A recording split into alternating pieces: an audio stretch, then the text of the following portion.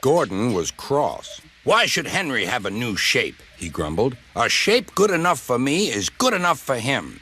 He goes gallivanting off, leaving us to do his work, and comes back saying how happy he feels. It's disgraceful.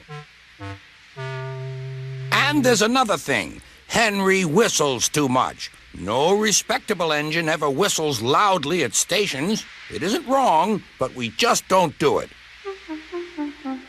Poor Henry didn't feel happy anymore. "Never mind," whispered Percy.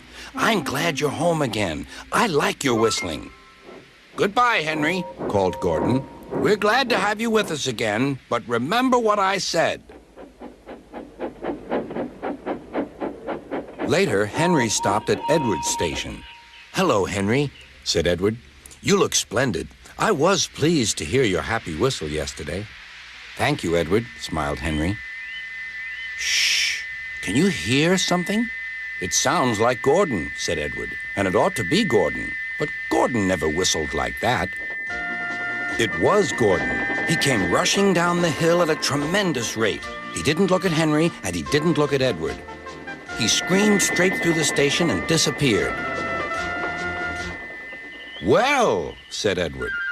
"It isn't wrong," chuckled Henry, "but we just don't do it." And he told Edward what Gordon had said. He screamed straight through the station and disappeared. Whoa, holy shit, look at that maniac